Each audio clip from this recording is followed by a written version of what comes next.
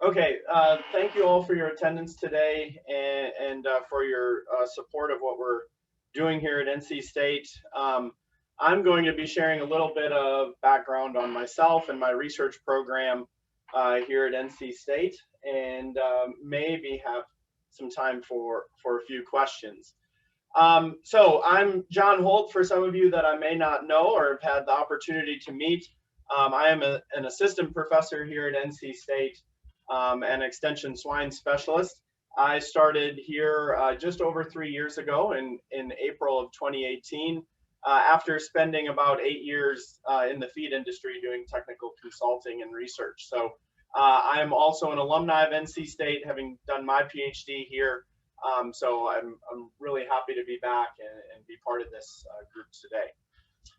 So just a few of the things that I do, mostly for the majority of us speaking today and having a large extension appointment. And those extension responsibilities for me include a number of different things locally and nationally. Of course, helping with National Pork Board on a variety of committees there. I work as a pork information gateway editor, and then locally. A lot of what I've been doing out in the field has been working with biosecurity and potential issues with feral swine and potential foreign animal disease outbreaks. So I am on the NC Feral Swine Task Force and providing them kind of the livestock sectors part of that group. And then one of the most important things that I work with here at NC State is training of our agents and doing our annual livestock agent training on a variety of different topics. But we're here today to talk more about research, and so I'll continue on with a little bit of my research program. As Bailey mentioned, one of the things that I'm involved in here, even though I'm a trained nutritionist, we do a little bit of swine welfare with all of our projects. So I'm actively looking at ways to increase welfare, and it's such a big topic. We can all find things that are important in production that also can improve sow welfare.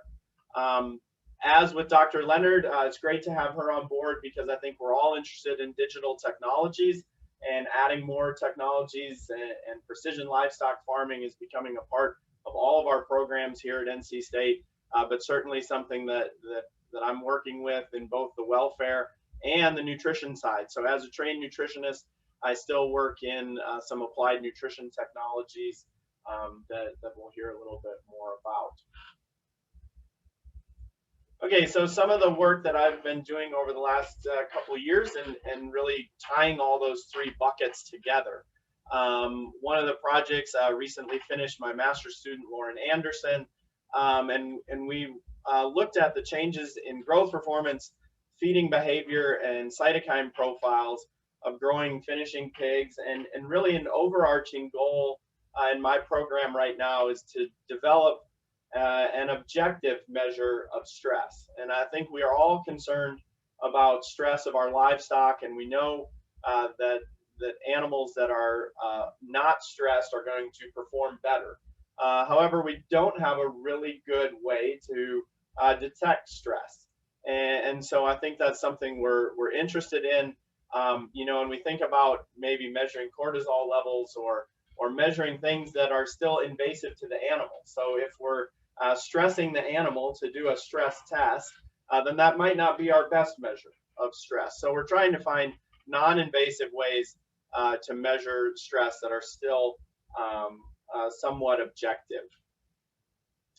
And so this study, what we tried to do was put half of our animals through a heat stress period. So for 15 days, we put them in an environment. The heat stress group were in an environment that was higher than normal temperatures, and then we were going to let them go into a recovery phase and see if we could detect any differences in stress as they went back into a recovery phase. And so we did a number of measurements, and what we were trying to do here was find some of those stress measures that we have today and correlate those to some non-invasive stress measures that we may be able to use in the future. And so we took physiological measurements of stress and serum. We took rectal temperatures. We also looked at surface temperatures and respiration rate. and both in the heat stress phase and the thermal neutral phase. We video recorded those animals for behavior analysis morning, afternoon, and evening to again maybe try to correlate some of their activity budget throughout the day with some of these physiological measures of stress that they might be going through. And then both at the end of the heat stress phase and during the recovery phase, we euthanized some of those animals and took additional tissue samples to look for some of the, again, physiological measures of stress that the animals might go through. And just some of the quick results that we saw from that, and some things that may be promising. Of course, the pigs didn't read the protocol and the weather didn't agree with us. It's, you know, trying to do a heat stress study in North Carolina can be difficult to begin with, but we were really good at heat stressing those animals at the beginning. But by the end of our heat stress, of our thermal neutral phase, we actually had a heat stress occur in the barn as well. We got up to almost 100 degrees outside, and you all know that's hard to cool a barn when it's that warm outside. And so we found some interesting results that actually those animals that were heat stressed early on, when they were heat stressed again later, you know, when we didn't plan to heat stress them, they actually did better. Their surface temperatures didn't rise as much, and they actually had lower cortisol levels for those animals that were prior heat stressed when they came into another heat stress scenario. So we found some interesting adaptation that happened in our animals in terms of the ways we measure stress. We did still see that some feed intake reduction occurred for all animals, but that was much more pronounced for control animals that weren't heat stressed to begin with when they were heat stressed later on. So, but we did also find some correlation in our surface temperatures with some of our cortisol levels in the barn. And so again, just some ways that we're trying to correlate, you know, very objective measures of stress in the barn that we can do pretty easily and rapidly. Again, we looked at some of those inflammatory cytokine profiles in the animals as well to see if they truly were stressed, and we found some other interesting results happening that do correlate to some of our behavioral measures. When we looked at serum cytokine levels, that was increased for the heat stress groups. We found some of the gastrointestinal function would be correlated to some of these levels of tissue cytokines, and so we found some differences again there. And so again, the whole overall goal here of this project was to now take some of these physiological measurements and start correlating them with potentially some non-invasive stress detection methods.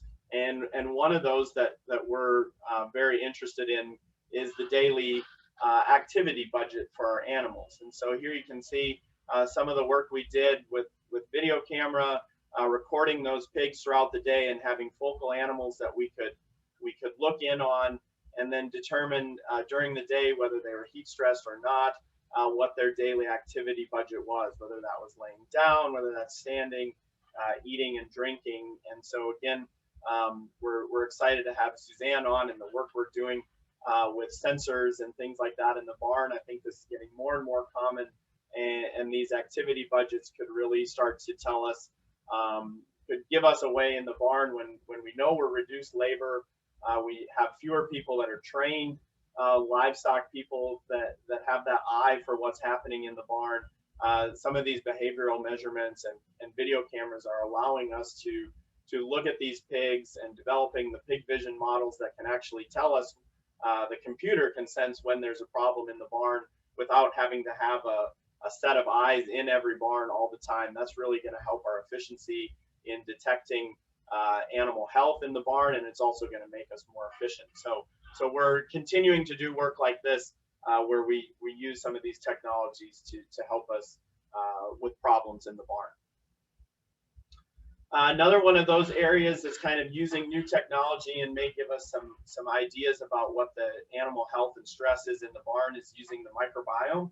And we've probably heard about microbiome of the animal quite a bit lately, but you know, we're also interested in finding out what the microbiome just around the animal and in the environment is as well. And so what are some things that might be contributing to health or opposing? What might be some things that can tell us more about the animal's health or stress of the animal. So when we think about what goes into the barn, certainly feed's a big component, but also water. And how often do we think about how the water that we're giving the pigs might impact their overall health? And so we've done some work collecting vaginal, rectal, oral, nasal swabs, water swabs, environmental swabs from these barns to try to get an idea of other ways that we could detect potential problems or link some of these environmental microbiome to health and stress of the animal. So that's some upcoming work. Lauren Anderson, who finished her master's, is now on in a PhD program looking at some of these ideas. And we've got some early work, but we have been able to collect water samples and environmental samples from our 2 research farms here in Raleigh and also in Plymouth, North Carolina, and already see some big differences geographically in some of the bacteria that come up and the microbiome differences. And just highlighted on this slide is a few of these things that may cause some issues in either our sows or piglets, and were big differences environmentally and geographically from those 2 farms. So when we look in the water and then also look in the animal, this is where we see some of these different species of bacteria popping up. So we find it in the water, we may find it in the animal. So really, fresh data there that's kind of hot off the press, but we're trying to get our heads around what that means, and we're looking for more partners who may be interested in this work.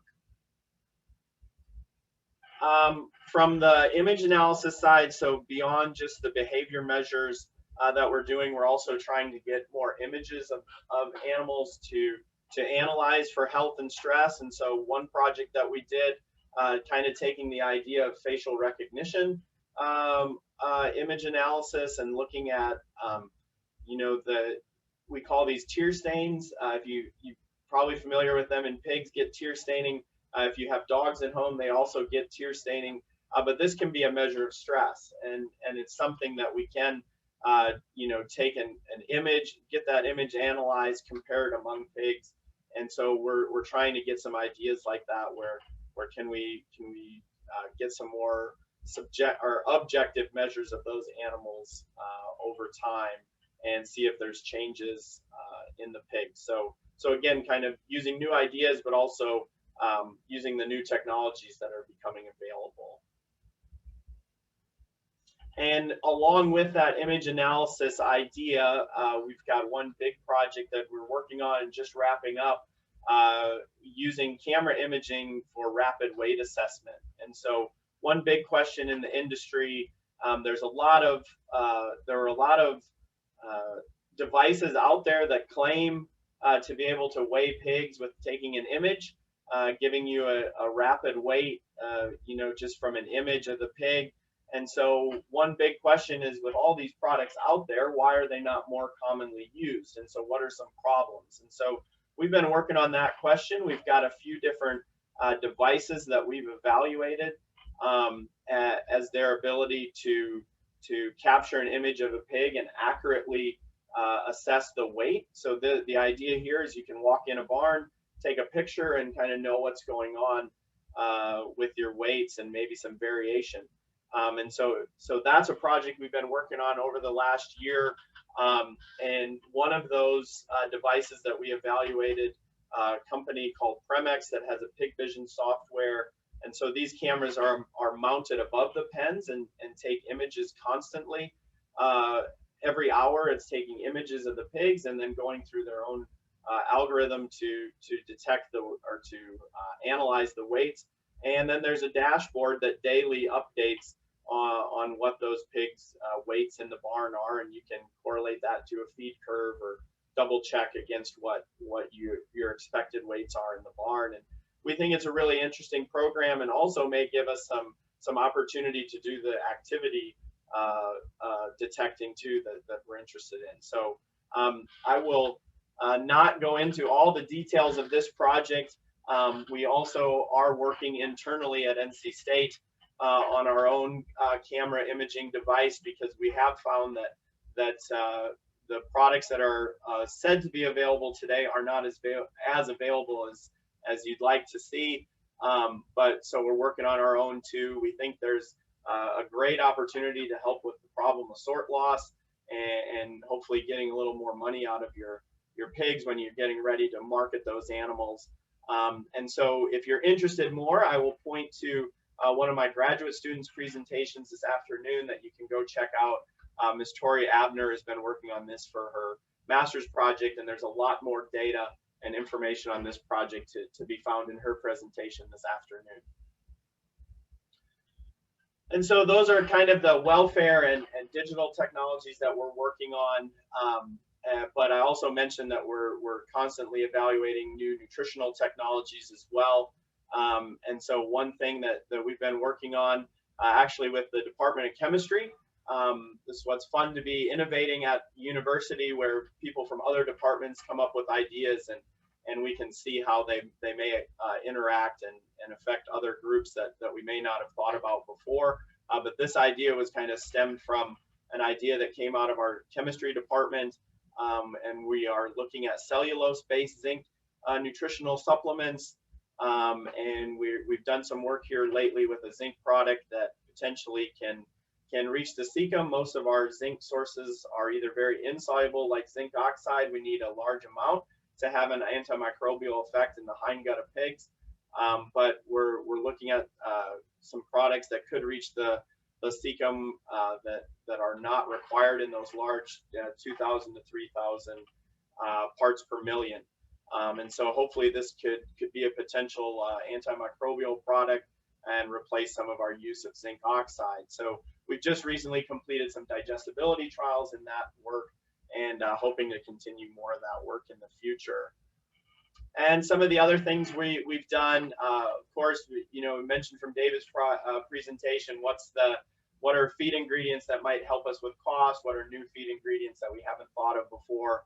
And I think we're fortunate here at NC State to have a great nutrition group that's constantly exposed to those new ingredients. And so I've done some work with novel protein ingredients, both in nurseries and finishing, and some enzyme trials where we're trying to, again, help the data collection process, where we're looking at digestibility trials, the intensive metabolism trials that give us really clear data on digestibility of ingredients. But now how can we correlate that back to maybe grab samples from a commercial barn, and are we able to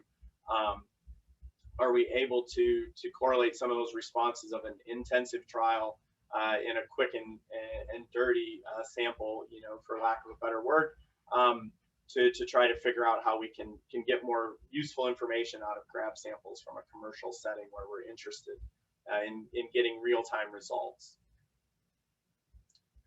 And I'll just briefly mention, going back to that water idea, if any of you are interested in collaborating on a project, we are continuing to do some of this work with water sampling and water quality. One of my other graduate students, who's also an extension agent here in North Carolina, Ms. Katie Carter, is going to be working on a project related to water quality for swine.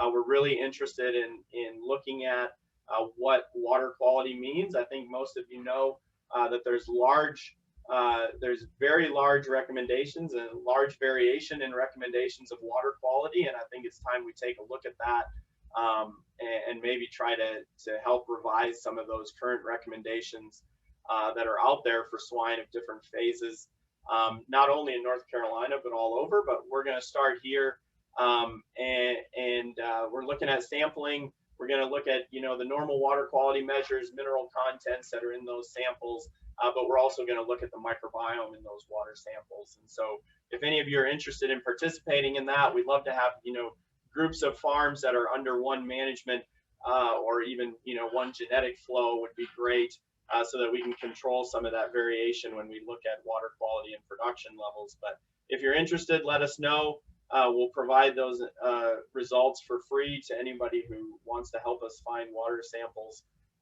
And so if you're wondering about your water quality, here's a good time to check that out. And I'd be, we get a lot of this research done, and I do have to thank our students, my graduate students and students that help with the research. I've got 5 great graduate students that help get this done, and a team of undergrads to help us too. And so I just want recognize all the help, and I'm sure everybody knows how much work it takes to get this research done, and we really appreciate the work by our students. Okay, and with that, I will wrap up here as a way to contact me. I see there's some questions. I don't know if we have time, but I can try to address some of those maybe in the chat if we want to keep